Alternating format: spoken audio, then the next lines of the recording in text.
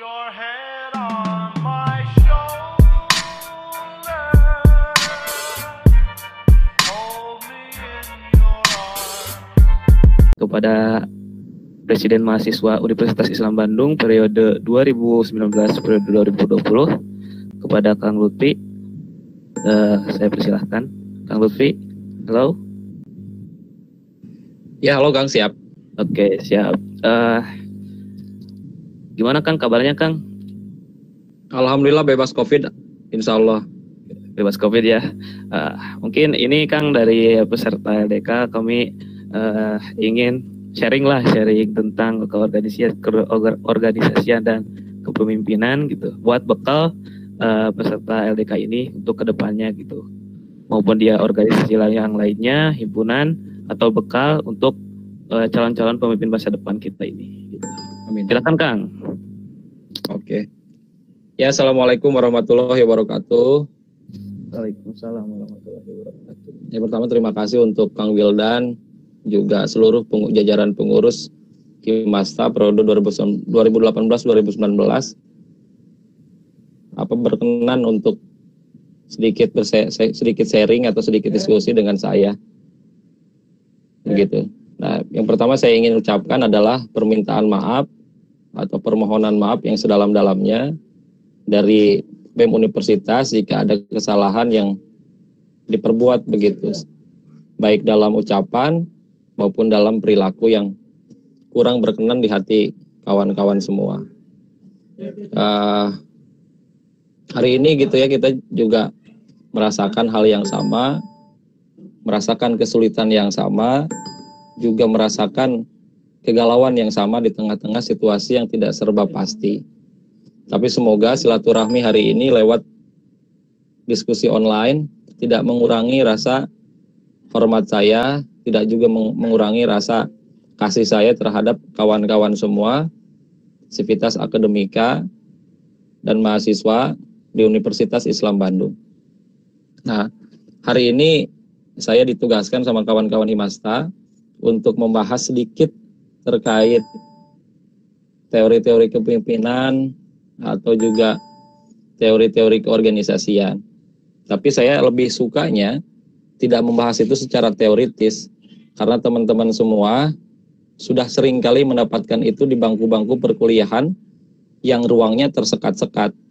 Nah, semoga hari ini tidak ada penyekatan sama sekali, tidak ada pembatasan sama sekali. Siapapun yang mau menanyakan, di tengah-tengah saya menyampaikan, dipersilahkan, tidak menjadi soal, tidak menjadi masalah. Karena sifat dari diskusi hari ini yang saya ingin sampaikan adalah keterbukaan,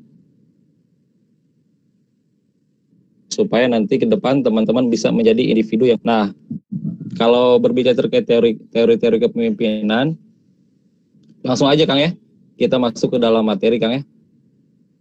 Ya Kang, boleh Kang, boleh. Ya, teman sudah bisa lihat di slide PowerPoint yang sudah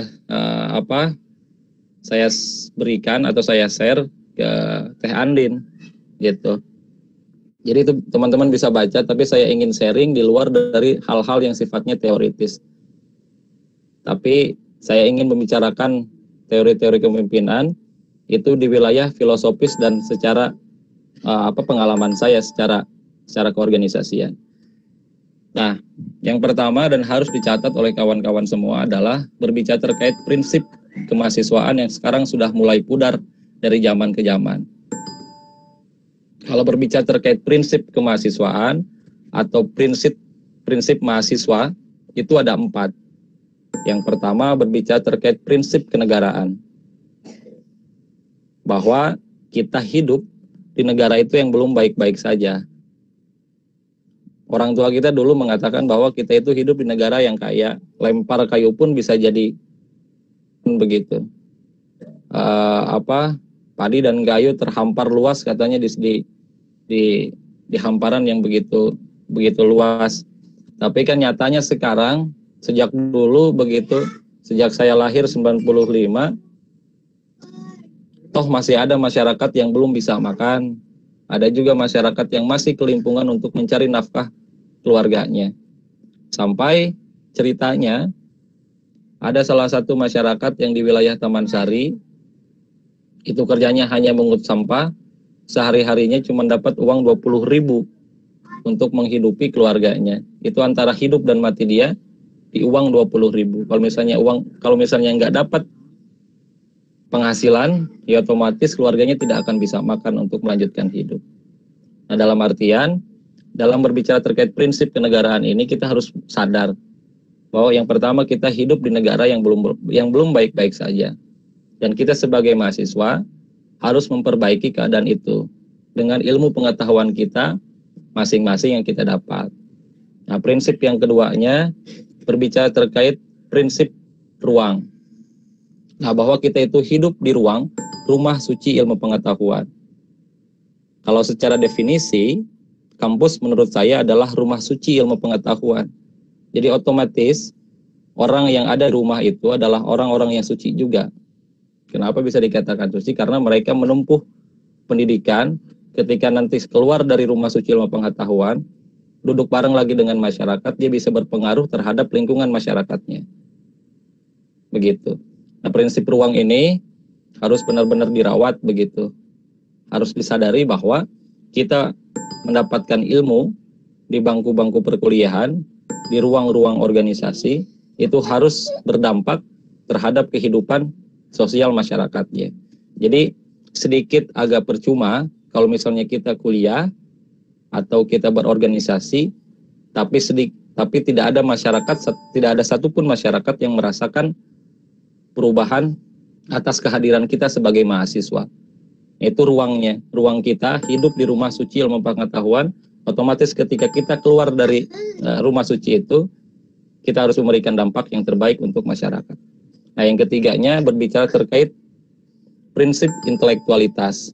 Nah, prinsip intelektualitas mahasiswa dengan Karang Taruna, dengan PNS, lalu dengan pekerja begitu ya, atau pekerja kasar katakanlah, itu berbeda prinsip intelektualitasnya. Contoh begini, kalau misalnya ada PNS yang melihat ada gelandangan di pinggir jalan, kalau PNS-nya baik ya, dia akan mandikan, setelah dimandikan dikasih makan, setelah dikasih makan akan diberikan ke Dinsos, Dinas Sosial.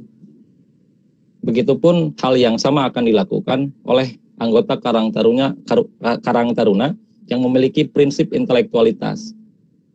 Dia akan kasih makan, setelah kasih makan dimandikan, setelah dimandikan dikasih ke Dinsos.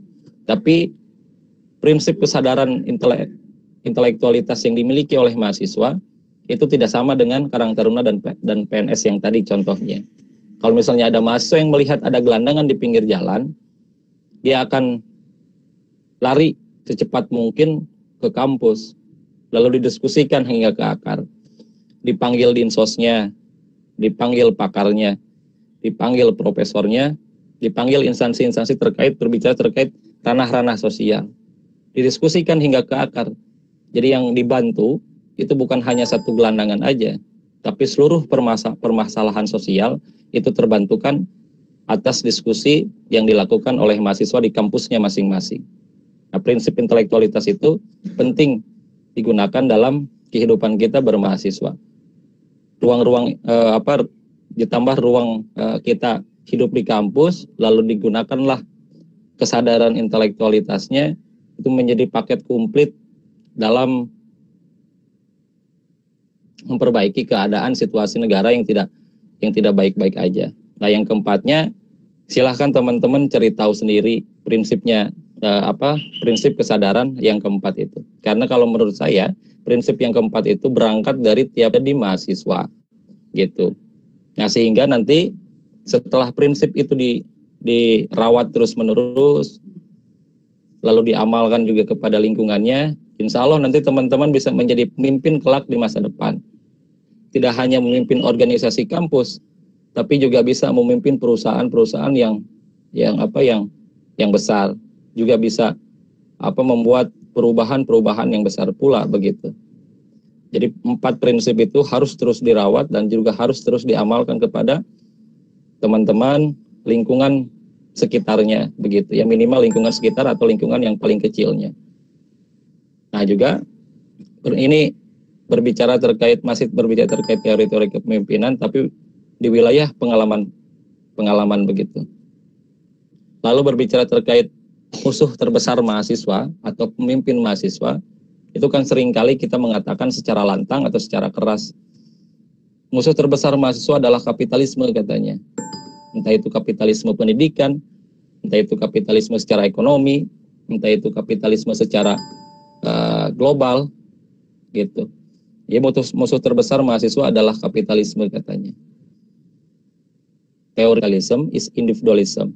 Jadi akar dari kapitalisme adalah individualisme gitu. Jadi kalau teman-teman di kampus sudah mulai menjadi sudah individual, tidak mengerti atau juga tidak peduli terhadap lingkungan sekitarnya, maka teori tersebut tidak berlaku untuk orang yang tidak peduli terhadap lingkungannya. Jadi begitu menyenangkannya kita berorganisasi, dapat hal-hal yang bisa membuat nalar kita menjadi hidup begitu. Nah, lanjut lagi ke pembahasan yang tadi. Jadi teorinya mengatakan seperti itu, terus kapitalisme is individualism. Jadi kalau kita di mahasiswa sekarang tidak punya rasa kepedulian terhadap lingkungan sekitar mahasiswa, contoh katakanlah ya, kita hidup di Universitas Islam Bandung, berarti lingkungan organisasi kita adalah di wilayah Taman Sari, begitu. Kalau teman-teman misalnya tidak peduli terhadap lingkungannya, teori yang mengatakan akar dari kapitalisme adalah individualisme itu pudar begitu. Silakan teman-teman mungkin menjadi individu-individu yang tidak peduli terhadap lingkungannya. Tapi yang diharapkan oleh lingkungannya, teman-teman itu bersolidaritas, teman-teman itu berkomunal satu sama lain. Karena sejatinya konsep kebudayaan dalam membangun peradaban di Indonesia itu lewat solidaritas atau lewat komunal yang begitu kental. Nah, lalu lanjut berbicara terkait teori keorganisasian yang diiris dengan wilayah perspektif kebudayaan. Nah, ada kata-kata atau teori yang dikatakan oleh kolonial dulu, ini zamannya Belanda. Ini mengatakan seperti ini. Namanya adalah Minderwaarde, artinya adalah ketidakpercayaan diri masyarakat dalam menggunakan budayanya sendiri. Nah, lanjutan dari teori tersebut adalah maka siap-siaplah ya tersebut akan diinvasi oleh budaya asing. Nah, sekarang teman-teman ngerasa nggak sih sebagai organisatoris atau pelaku organisasi atau juga pimpinan organisasi ada nilai kebudayaan yang sedikit demi sedikit bergeser pada tempatnya. Contoh begini, di Jakarta sana ada pembangunan kereta cepat dan terpang-pang besar bahasa Cina yang begitu besar.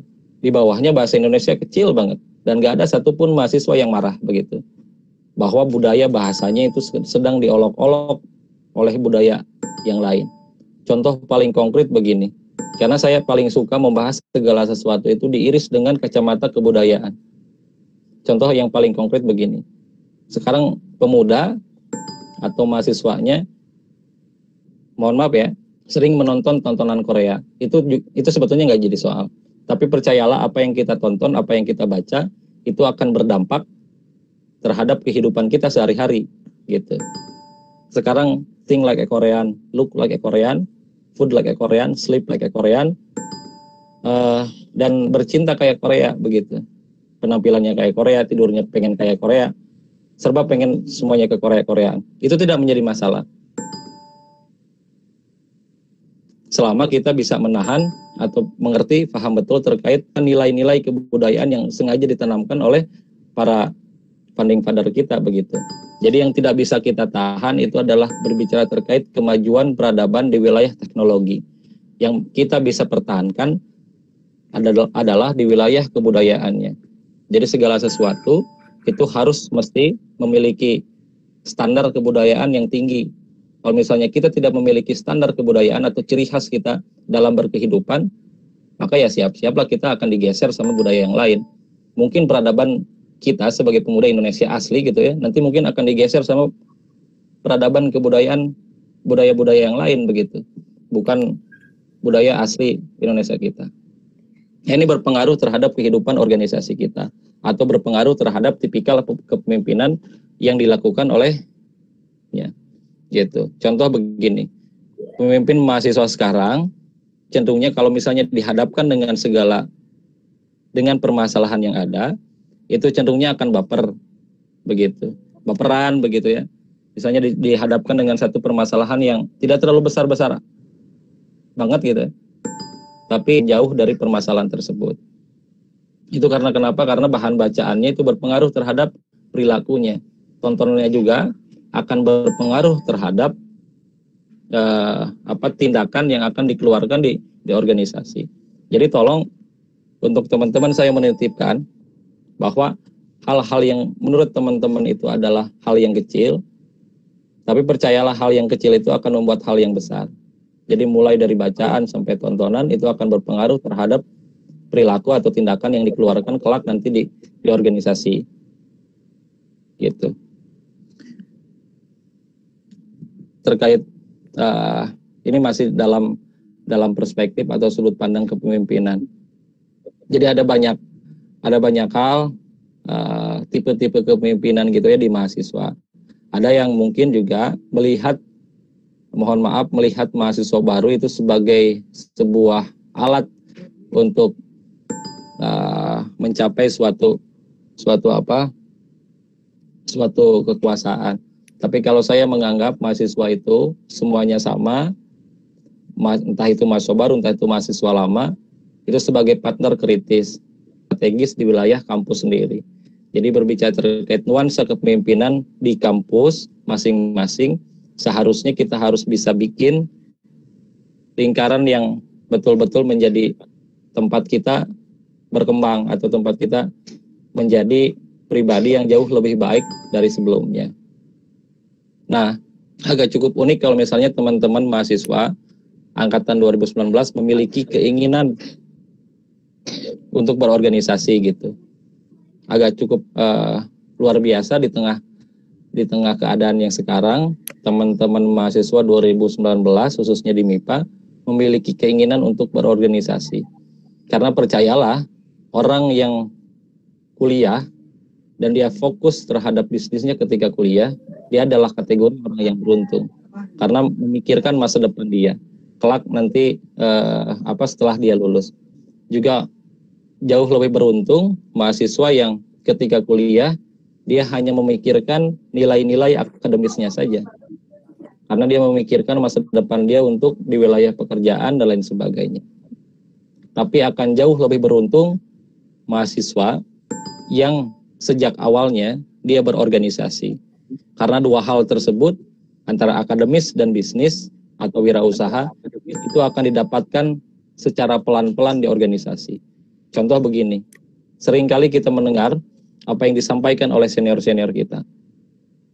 Kalau kamu masuk organisasi katanya nanti akan kenal dengan channeling yang luas. Saya bisa mengatakan iya dan tidak. Iyanya, kalau misalnya kita sebagai organisasi, sebagai organisatoris, pelaku organisasi, itu betul-betul serius dalam mengelola organisasi kita. Karena sejatinya keringat itu tidak akan berganti dengan keringat yang lain, tidak akan tertukar dengan keringat yang lain. Jadi kalau misalnya ikhtiar kita bagus di organisasi, dua hal tersebut antara akademis dan di wilayah kewirausahaan dan lain sebagainya, itu banyak hal gitu yang akan kita dapat. Itu otomatis akan kita dapat secara pelan-pelan gitu. Jadi maha beruntunglah kalau misalnya kita sebagai mahasiswa yang sejak dari awal itu ikut organisasi. Organisasi apapun, entah itu organisasi yang ada di dalam kampus, entah itu organisasi yang ada di luar kampus, selama organisasinya bergerak di wilayah hal-hal yang positif. Begitu. Apalagi di zaman yang sekarang, kalau misalnya kita hanya mengandalkan dunia pendidikan, yang kita hidup di ruang-ruang yang tersekat, tidak ada banyak hal yang bisa kita dapat begitu dalam sudut pandang pengalaman. Karena ya mungkin untuk sebagian orang ketika duduk di bangku-bangku perkuliahan atau ketika duduk seperti ini diskusi online atau kuliah online, cenderungnya teman-teman mahasiswa itu bosan, sangat-sangat bosan. Tapi dalam hal organisasi kita banyak hal yang ada banyak hal yang kita dapat. Berbicara terkait kepemimpinan, lalu berbicara terkait memanage organisasi, mengelola organisasi, sampai berbicara perihal teoritis yang kita dapat di bangku perkuliahan, prakteknya di organisasi. Begitu. Jadi ada banyak hal yang akan dapat teman-teman dapatkan di wilayah keorganisasian. Kalau misalnya teman-teman masuk organisasi begitu. Ini saya bukan kayak MLM gitu ya, masuk ngajak teman-teman untuk ayo gabung organisasi. Gak jadi soal sebetulnya teman-teman mau masuk organisasi atau tidak. Karena sejatinya kita sebagai mahasiswa itu harus menjadi individu yang merdeka, bukan menjadi individualis ya, tapi menjadi individu yang merdeka atas pilihan kita masing-masing. Karena sejatinya nanti pilihan kita itu akan dipertanggungjawabkan di masa depan begitu. Misalnya pilihan kita ya, saya hanya ingin kuliah itu mengejar nilai-nilai akademis aja, itu nggak jadi soal karena nanti akan dipertanggungjawabkan. Juga ketika ada mahasiswa yang memilih saya ingin terus berorganisasi sambil juga memikirkan nilai-nilai akademis saya gitu, itu juga nggak jadi soal. Itu nggak jadi soal karena segala sesuatunya tergantung dari pilihan kita masing-masing. Tapi ingatlah begini, dan ini harus dicatat sama teman-teman mahasiswa 2019, bahwa ada hal yang cukup kita tidak pahami dan harusnya kita menangkap hal-hal yang seperti itu dengan cepat. Caranya adalah kita memahami segala sesuatu itu dengan bisa dengan secara visual, juga dengan bisa secara pendengaran begitu. Tapi saya lebih sukanya mengajarkan teman-teman itu dengan visual, dengan membaca atau dengan menonton. Nah, harus dipelajari. Hal yang paling penting adalah berbicara terkait ranah-ranah ideologis atau ranah-ranah hal yang sensitif di kampus.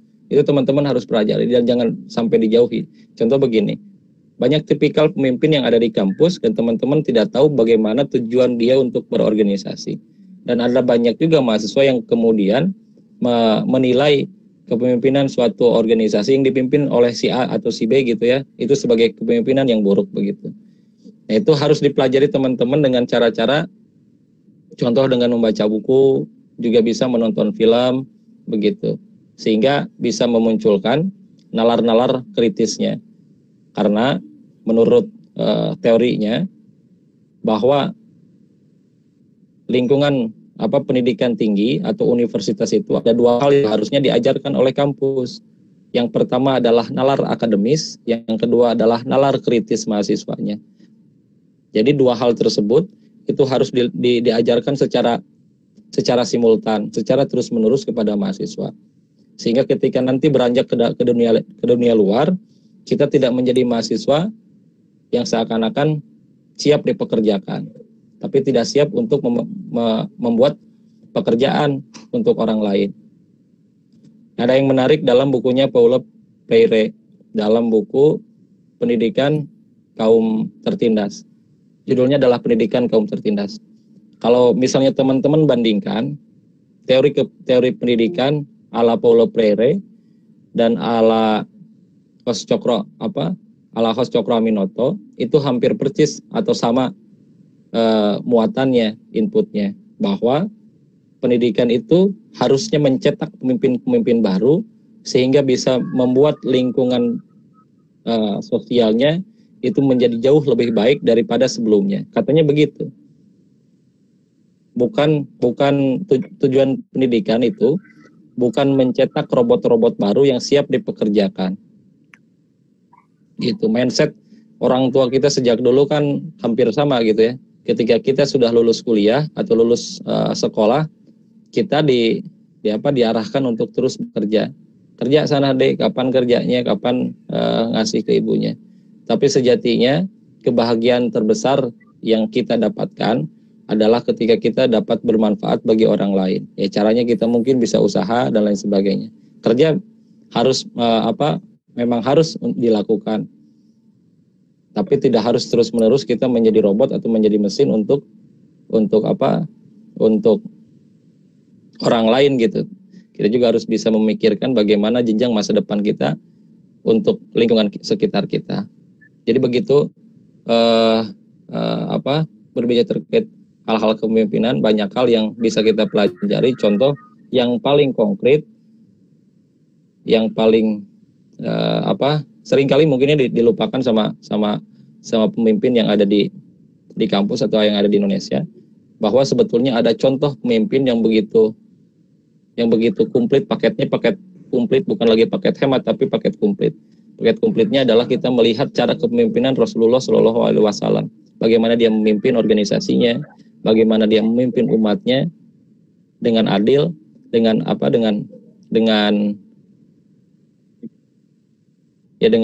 dewasa. Organisasi itu dipimpin sehingga umat yang sejahtera gitu ketika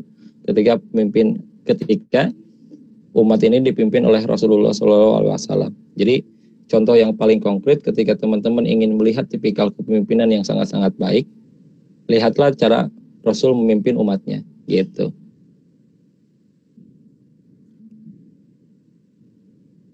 Gitu Pak Moderator.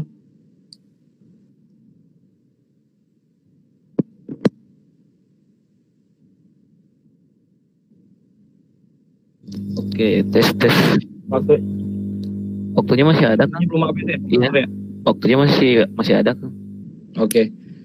Nah, ini yang agak menarik, berbicara terkait gaya-gaya kepemimpinan. Jadi kita itu sebagai warga negara Indonesia sudah mengalami beberapa gaya-gaya kepemimpinan. Hampir komplit deh gaya kepemimpinan yang sudah kita dapatkan di wilayah keindonesiaan. Contoh, memiliki gaya kepemimpinan yang karismatik. Gaya kepemimpinan yang karismatik itu mengandalkan daya tarik yang luar biasa yang dihasilkan oleh gaya kepemimpinan itu. Contoh pemimpin yang memiliki gaya karismatik itu Gus Dur. Gus Dur ngeri banget gitu ya karismatiknya. Ketika dia tidur pun dia masih bisa mendengarkan begitu katanya gitu. Juga ada yang gaya kepemimpinan paternalistik, yaitu pemimpin yang bersikap melindungi bawahan sebagai seorang bapak atau sebagai seorang ibu yang penuh kasih sayang. Contoh siapa sih? Ya Gus Dur lagi. Gus Dur sekali punya hal yang karismatik, juga punya paternalistik gitu. Dia betul-betul mengayomi, melindungi warga negaranya sampai dibikinkan namanya hari Imlek gitu, hari libur Imlek dan lain sebagainya. Juga ada yang militeristis. Siapa sih gaya kepemimpinan yang memiliki gaya militer gitu ya? Gaya-gaya kepemimpinan ala militer. Ada Soeharto, ada Soekarno.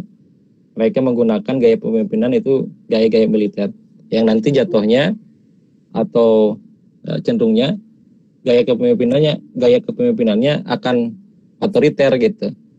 Nah juga ada yang gaya kepemimpinannya demokratis, contohnya kayak SBY gitu. Nggak ada satupun orang yang ditangkap pada zaman SBY yang melakukan aksi, sampai ketika fotonya dipasang di pantatnya kerbau, SBY nggak menangkap orang yang menempelkan fotonya di pantat kerbau gitu. Juga ada pemimpin yang ada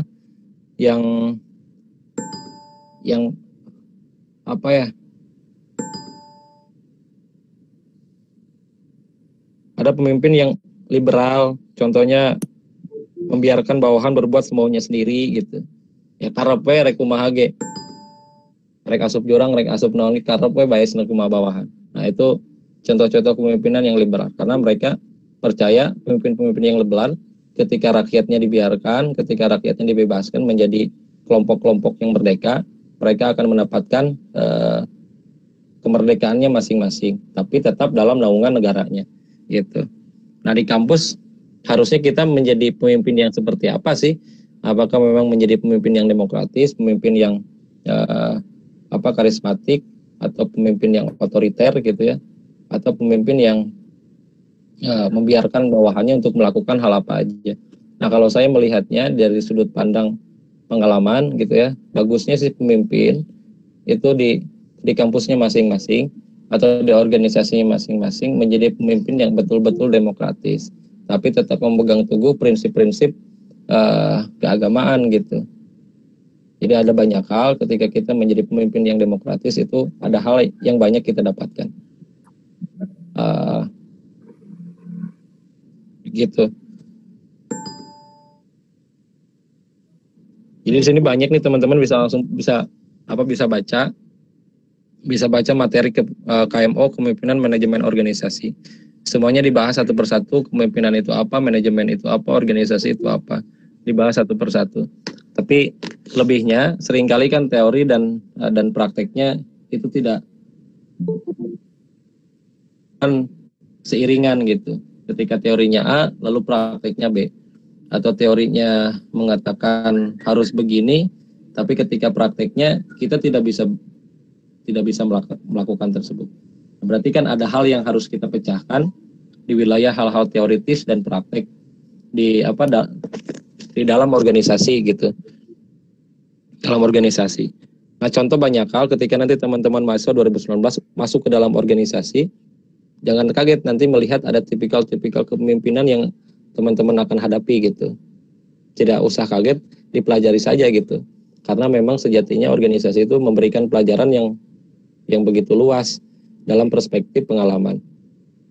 Ya teman-teman, ketika masuk organisasi yang pertama nggak usah kaget, belajarlah adaptasi dengan cepat supaya nanti ke depan kita menjadi pribadi yang memiliki kemampuan untuk menganalisis dengan cepat gitu. Begitu Pak Moderator. Oke, baik Kang. Kan ini tentang kepemimpinan Kang. Boleh Kak nggak sedikit buat tentang keorganisasian gitu? Organisasi ya. Oke.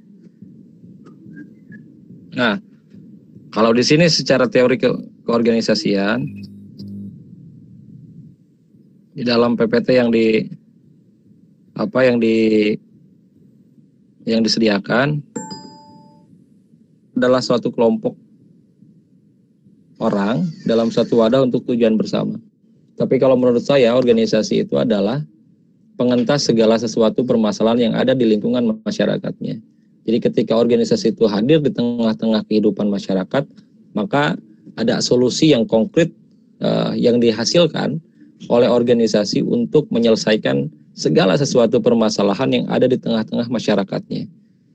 Jadi itu fungsinya organisasi dan secara tugasnya organisasi. Jadi ketika kita masuk ke dalam organisasi sebetulnya bukan untuk menjadi bahan sebagai kita bersenang-senang. Ada saatnya kita senang-senang, juga ada saatnya kita harus memikirkan bagaimana kondisi sosial organisasinya. Jadi begini, ada banyak hal yang harus kita pahami di wilayah keorganisasian. Yang pertama, organisasi itu bukan hanya tempat berkumpulnya orang untuk mengadakan program dan aktivitas. Tapi jauh lebih dari itu, kita harus memikirkan hajatnya orang lain. Misal begini, ketika kita melihat ada teman kita, atau melihat ada di lingkungan kita, ada mahasiswa yang tidak, atau ada mahasiswa yang tidak bisa mengikuti praktek, atau ada mahasiswa yang dikenai sanksi, dan lain sebagainya. Nah, kita sebagai organisasi, itu harus memberikan solusi terbaiknya. Dengan cara-cara bukan menghakimi mahasiswanya, atau juga menghakimi fakultasnya, atau menghakimi kedua belah pihak begitu. Tapi sifat organisasi mahasiswa itu adalah sinagar tengah, suka berada di tengah-tengah, tidak menghujat secara ekstrim, juga tidak mendukung secara ekstrim, tapi memberikan solusi yang segar untuk kedua belah pihak. Nah, itulah dan salah satu fungsi dari organisasi itu adalah untuk mengadvokasi segala sesuatu permasalahan. Jadi tepatlah teman-teman kalau tepat gitu ya teman-teman kalau misalnya masuk ke dalam organisasi lalu punya nilai sosial dan punya nilai solidaritas yang tinggi, masuk ke dalam organisasi. Maka setiap harinya teman-teman akan mendapatkan hal-hal yang baru. Wah, ini ada permasalahan ini, mari kita diskusikan, mari kita advokasikan, atau sekedar beraudiensi dengan pihak-pihak yang terkaitnya. Depan akan muncul solusi-solusi yang begitu baik gitu di tengah-tengah kehidupan masyarakatnya. Nah, ada juga fungsi organisasi itu mengatur, mencegah, lalu memperjelas, juga berbicara terkait koordinasi dan lain sebagainya. Itu berbicara terkait teoritis berbicara terkait keorganisasian. Ada juga banyak hal di luar dari teori tersebut, berbicara terkait pengalamannya. Jadi ada banyak yang bisa kita dapatkan gitu ya di organisasi. Contoh kalau misalnya kita iris satu persatu, organisasi itu ada organisasi apa aja sih? Ada organisasi kemahasiswaan, ada organisasi kepemudaan, ada organisasi yang dibentuk semacam kayak perusahaan, dan lain sebagainya. Ada organisasi pendidikan dan lain sebagainya. Ada banyak banget deh pokoknya. Nah, sekarang kan kita hidup di dalam organisasi kemahasiswaan. Beda dengan organisasi kepemudaan, organisasi yang sengaja diset untuk sebagai perusahaan dan lain sebagainya. Nah, organisasi kemahasiswaan itu tidak tidak bertujuan untuk benefit atau mencari keuntungan dalam pengelolaan organisasinya. Jadi salah kalau misalnya kita masuk ke organisasi mahasiswa ingin memperbaiki perekonomian, itu salah banget karena kita di organisasi mahasiswa itu yang pertama tidak digaji, juga seringkali tidak dihargai kinerjanya, juga seringkali hal-hal yang kita utarakan itu tidak didengar oleh lingkungan sekitarnya, itu tidak menjadi soal. Karena ya barang siapa yang ada di jalan kebenaran, barang siapa yang ada di jalan yang lurus, maka niscaya orang tersebut akan ditimpa oleh cobaan-cobaan yang berat. Katanya kan gitu, beres organisasi. Nah, maksudnya begini, ketika masuk ke organisasi, hal yang pertama harus kita buang adalah rasa bapernya. Yang kedua yang harus kita buang dalam organisasi adalah rasa ketidakpercayaan diri kita dalam mengelola organisasi. Lalu yang ketiganya yang harus kita buang dalam yang dibuang jauh-jauh dalam benang pikiran kita untuk berorganisasi adalah menganggap organisasi itu sebagai wadah untuk kita mencari uang. Itu salah besar. Karena sejatinya ya kita tidak digaji, tidak dikasih akomodasi dan sebagainya. Semua real perjuangan itu atas dasar perjuangan kita masing-masing. Apalagi sistem kemahasiswaan yang ada di kampus kita di Universitas Islam Bandung, segala bentuk administrasi atau keuangan itu dipegang oleh fakultas atau universitas. Kita hanya sekedar mengajukan proposal kegiatan, di ACC sebagian, lalu digunakan untuk operasional organisasinya. Jadi ada banyak yang harus kita pahami juga, bahwa dalam organisasi di tingkatan mahasiswa itu bukanlah organisasi yang mendapatkan hal-hal yang sifatnya itu material, tapi percayalah di dalam organisasi kemahasiswaan itu akan kita dapatkan solidaritas yang begitu kuat, channeling yang begitu hebat juga. Seluruh di tataran Indonesia, di tataran nasional itu pasti akan saling ikat satu sama lain berbicara terkait kepentingan atau kebutuhan mahasiswanya sendiri. Jadi agak berbeda kalau misalnya kita masuk ke dalam organisasi yang dulu mungkin kita berkecimpung di sana gitu ya. Contoh di organisasi siswanya. Ya. Jadi di organisasi mahasiswa itu agak cukup unik ketika kita masuk ke dalam lingkarannya. Segi budayaan, perspektif hukumnya, lalu perspektif ketahanan, perspektif politiknya, lalu perspektif geopolitiknya. Ada banyak hal pokoknya yang nanti teman-teman akan kaget gitu, wah ternyata begini ya organisasi mahasiswa, asik begitu, dan bisa menumbuhkan nalar kritis dengan begitu cepatnya gitu.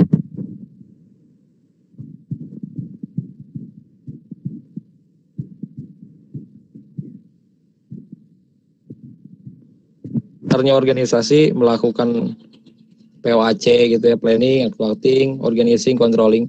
Itu hal yang standar lah gitu ya, hal yang standar yang biasanya dilakukan oleh organisasi. Dan kita juga bisa membaca ini di buku-buku manajemen organisasi, manajemen kepemimpinan, bisa kita baca-baca di buku-buku tersebut.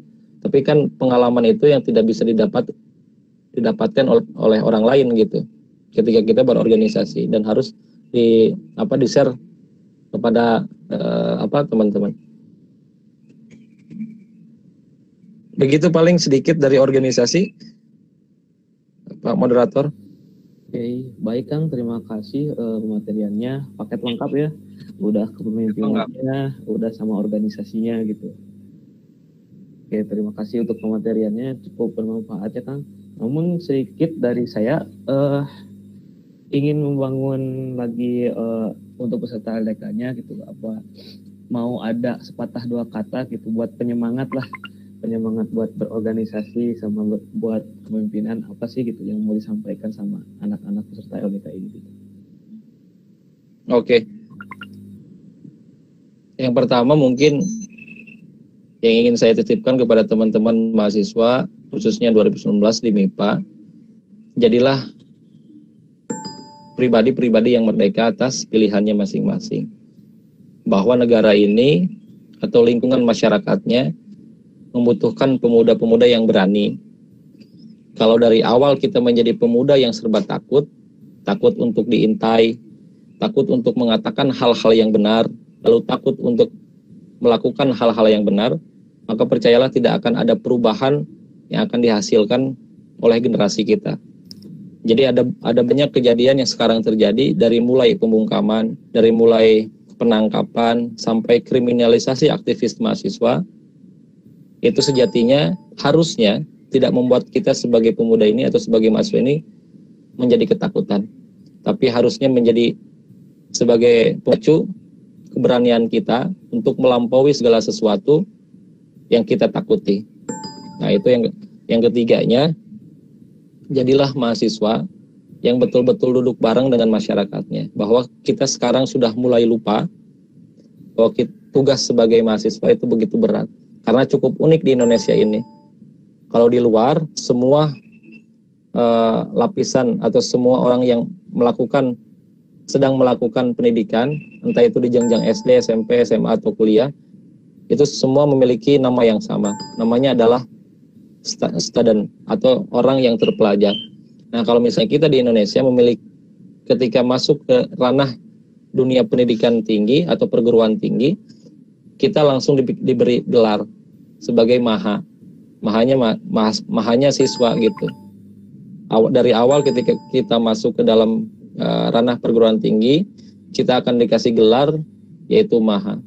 Nah, gelar tersebut seharusnya kita pakai untuk duduk bareng dengan masyarakat. Nah, kalau kata Tan Malaka, percuma lah kalau misalnya kaum muda atau kaum yang terpelajar tidak mau duduk bareng dengan yang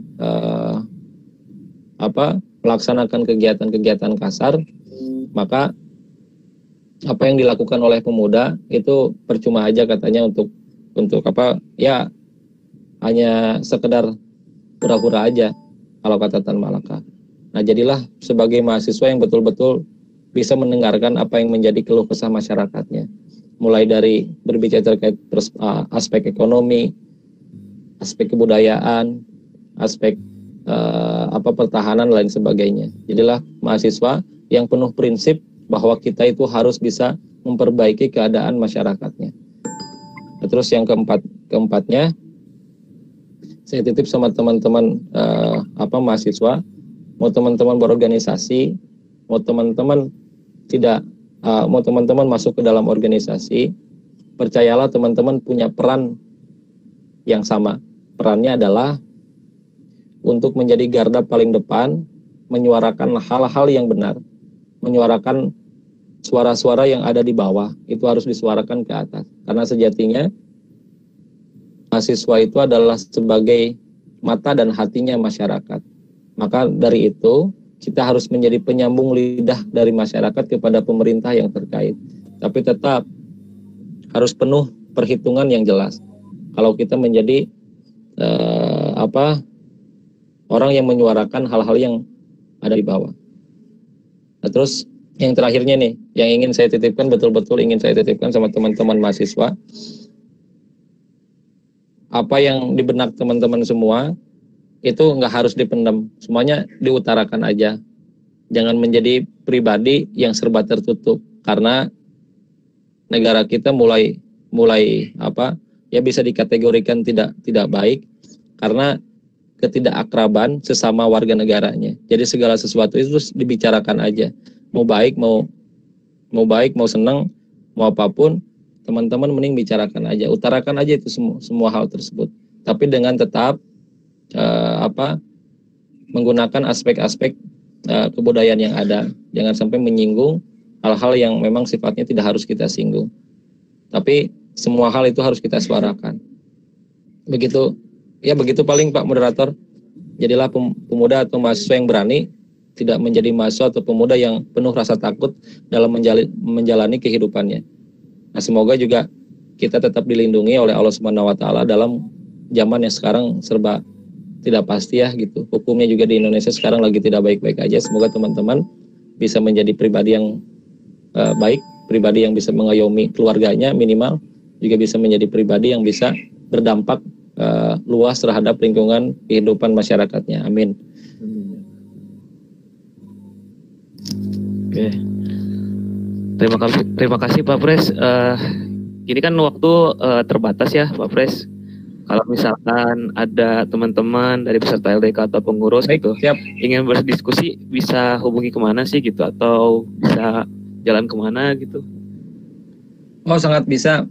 Biasanya kita bikin bikin kecil-kecilan. Biasanya sih kita bakar-bakaran gitu ya, sambil bakar-bakaran. Itu di Mantap. Antapani, bisa di Antapani. Nanti kita bisa share lah alamatnya.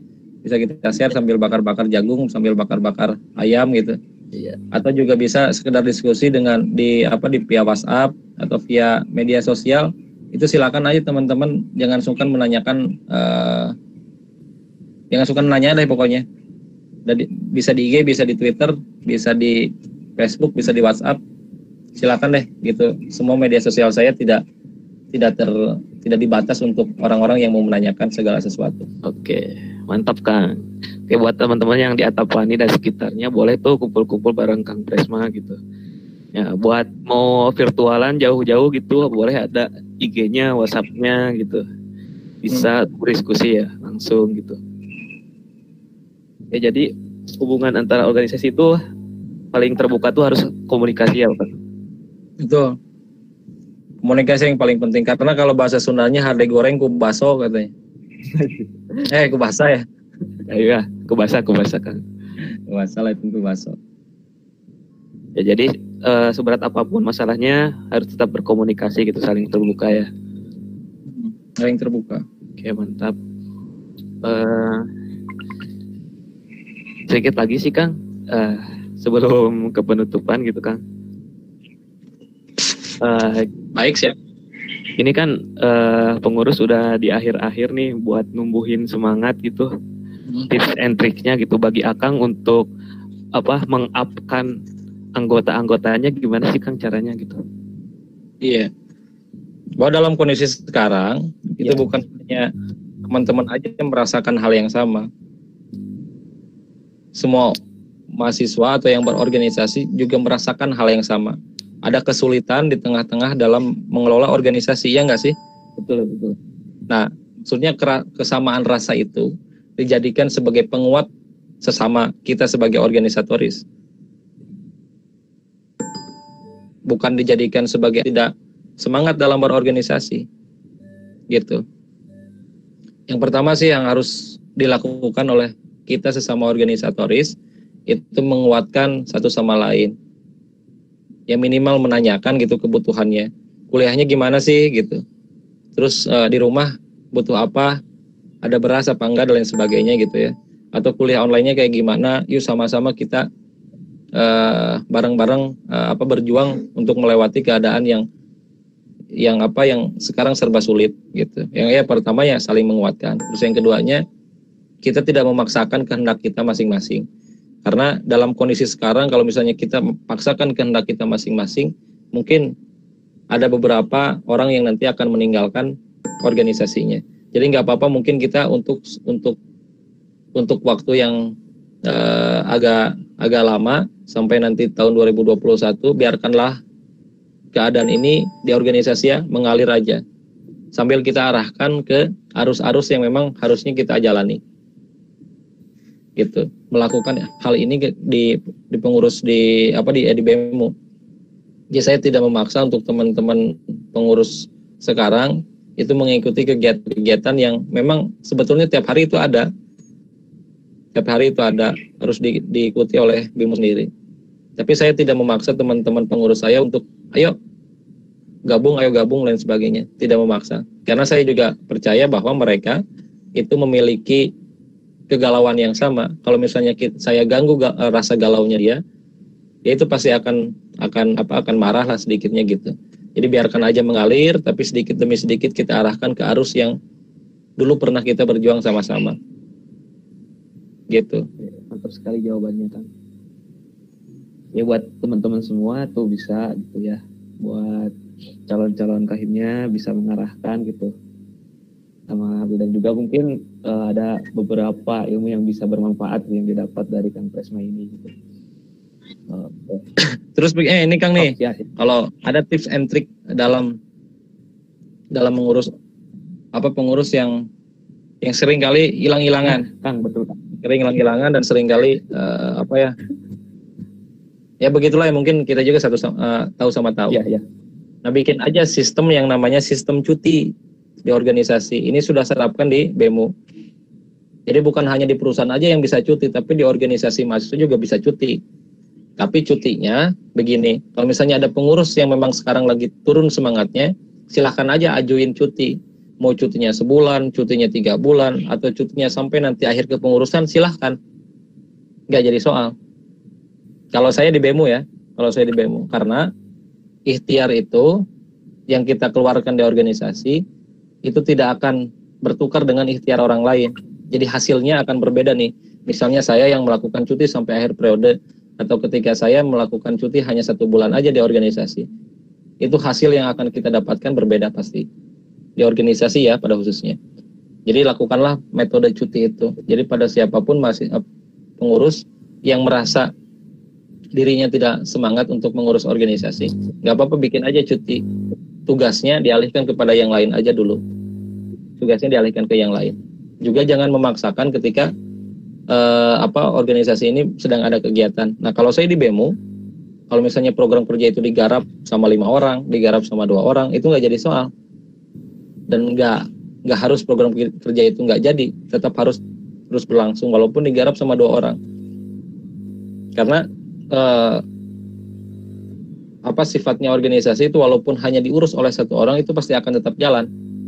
Ya walaupun yang mengurus hanya 1 orang itu 1 orangnya benar-benar capek, ya nggak jadi soal. Karena organisasi mau diurusnya sama 1 orang, 2 orang atau 3 orang itu pasti akan tetap jalan.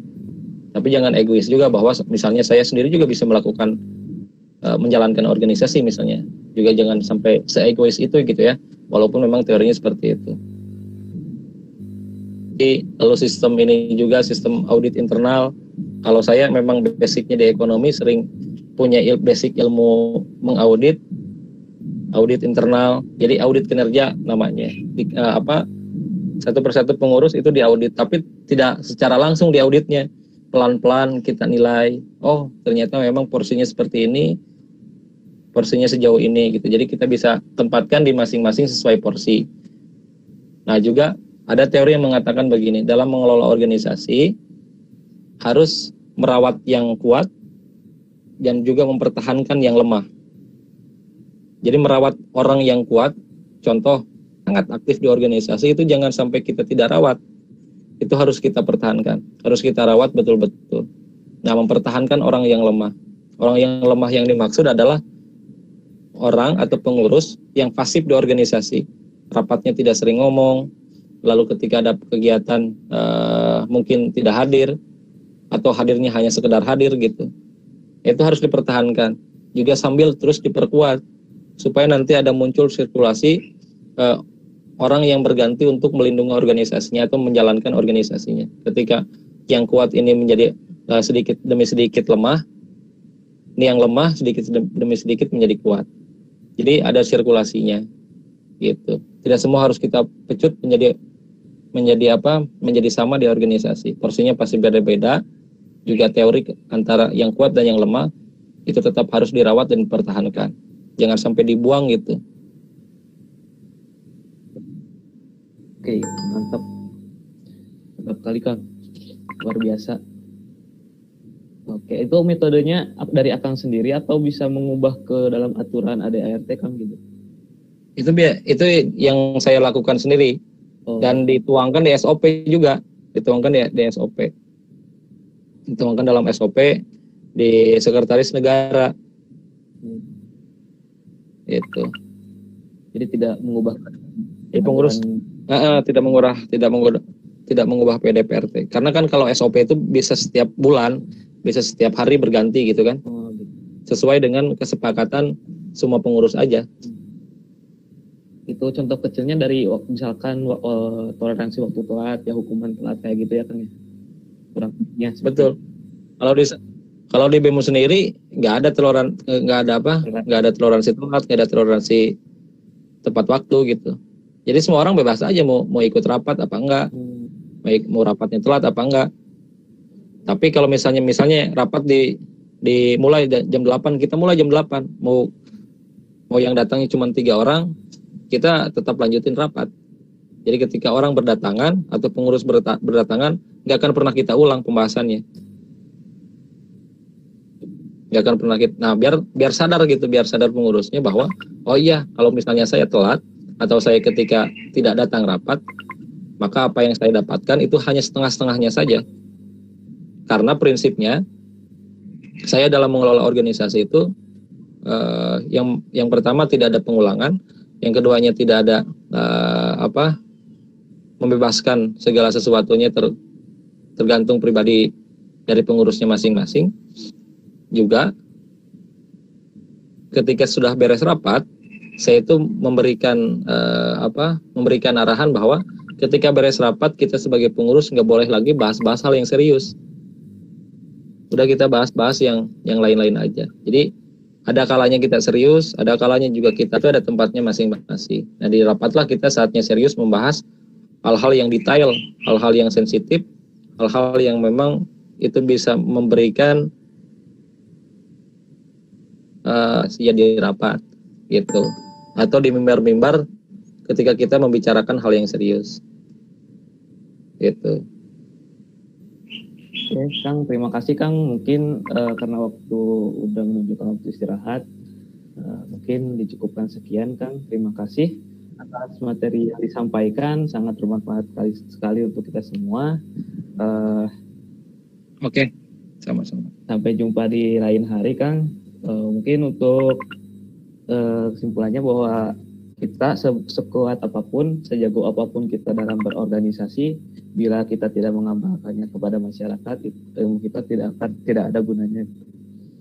Oke, terima kasih buat Kang Presma, Kang Lutfi atas waktu dan tempatnya ya, waktu dan kuotanya mungkin ya Kang. Terima kasih sama semua teman-teman. Mungkin dari saya cukup sekian. Nanti dilanjutkan oleh PLO-nya masing-masing ya untuk FGD-nya. Untuk sekarang bisa istirahat sholat makan, sholat dulu. Sekian dari saya. Mohon maaf bila ada kata-kata yang kurang berkenan. Kita tutup dengan hamdalah. Alhamdulillahirrahmanirrahim pada materi kali ini. Sekian dari saya. Assalamualaikum warahmatullahi wabarakatuh.